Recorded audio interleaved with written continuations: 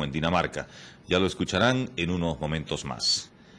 Con palabras elogiosas por acompañarlo presidiendo el gabinete ministerial, el jefe de Estado, Alan García, juramentó hoy al nuevo presidente del Consejo de Ministros, Guillermo Larco Cox. Posteriormente, en su despacho, el premier prometió garantizar un proceso electoral limpio. Veamos.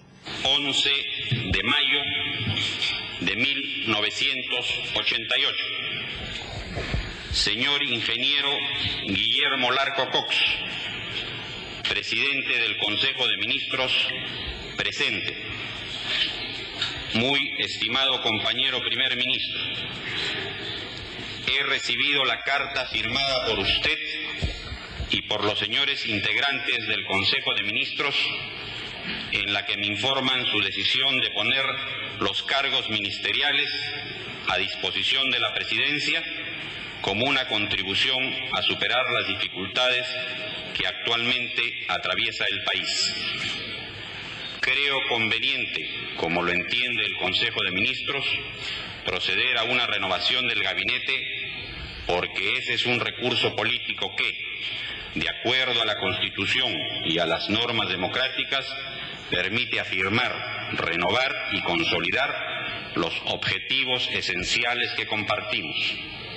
Sin embargo, quiero que sepa usted que considero esta renovación un hecho político del momento y que ella en nada medra las cualidades personales, la entrega política y la eficiencia que han caracterizado su trabajo de primer ministro.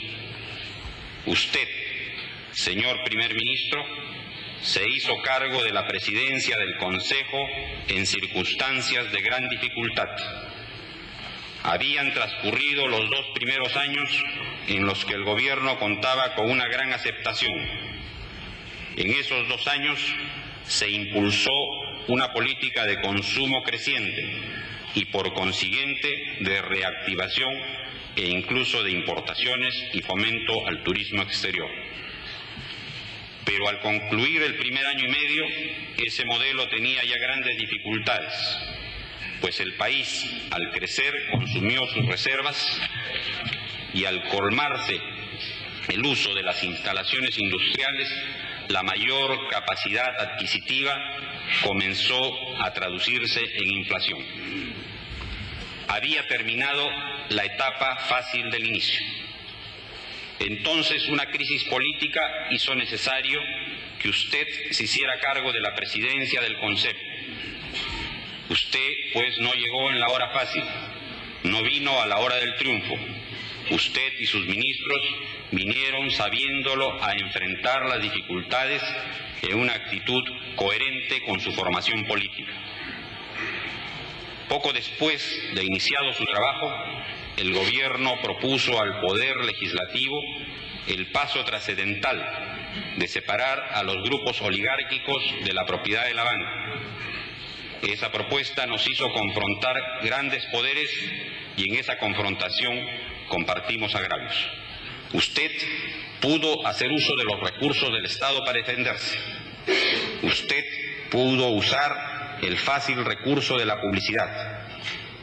Lo que más me admiró es la forma prudente y silenciosa con la que afrontó la situación, porque eso me confirmó su vocación por el trabajo. Yo estoy seguro que todo ciudadano de bien en el Perú, pasados los embates y las discusiones, reconocerá eso como un rasgo de la madurez y la lealtad de su carácter. Personalmente y en nombre de la nación, le ratifico mi agradecimiento. Firmado, Alan García Pérez, presidente de la República.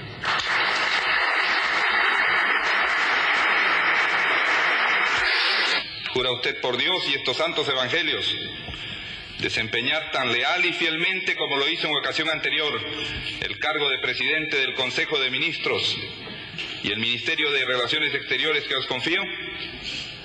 Sí, juro.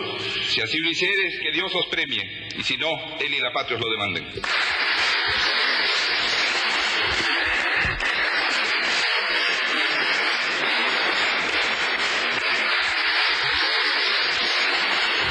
Hoy regresa usted como premier, con la frente bien en alto. Sobre todo con el carácter y la reputación inmaculada, que es lo que interesa. En aquella oportunidad, la tormenta se desató en torno a un problema muy puntual, cuál fue la nacionalización de la banca. No me voy a referir al problema en sí, sino a sus efectos. Pero estos se expresaron, se manifestaron en una concertación de la oposición y de los medios para atacar al presidente García y de paso a esta suerte de pararrayos que es el presidente del Consejo de Ministros. Como lo hemos escuchado hoy día en la carta leída con ocasión de la juramentación del nuevo gabinete, el presidente confiesa que sentía más dolor por la crítica y el insulto descarado que se me hacía a mí. Y esto no es sino la manifestación de una recíproca lealtad, de ninguna manera obsecuencia, de ninguna manera sumisión, sino conciencia de la responsabilidad para con el partido y para con el país. Un día en una entrevista similar usted nos dijo que está en los momentos más difíciles del partido aprista del país y que de ninguna manera se iba a correr. ¿Se acuerda? Recuerdo, y creo que esta oportunidad no difiere mucho de la de aquel entonces, porque ahora la dificultad está en el proceso electoral y todo lo inherente al mismo, porque ahora la dificultad estriba en esta insurgencia que tiene un objetivo muy definido, cuál es el de la nulidad del proceso electoral. De modo que quienes nos hemos percatado que tenemos que triunfar sobre este objetivo y tenemos que producir la transferencia que garantice la continuidad democrática, vamos a tener muy presente esta situación. ¿Cómo poner esa mano dura, canciller? La acción recae indudablemente en las Fuerzas Armadas y en las Fuerzas Policiales.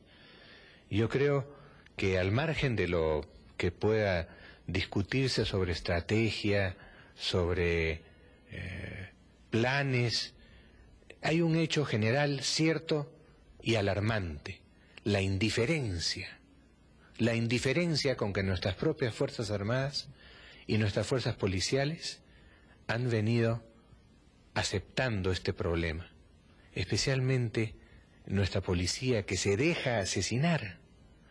¿Cómo es posible que haya podido ocurrir lo de ayer en el mercado, donde desayunaban los 7 policías, y antier en Palpa? Porque con el pretexto de que nunca ocurrió esto antes, no podemos sentarnos a esperar que nunca continúe ocurriendo. Siempre hay una primera vez, y esto es lo fundamental, que es un cambio de mentalidad que tiene que producirse.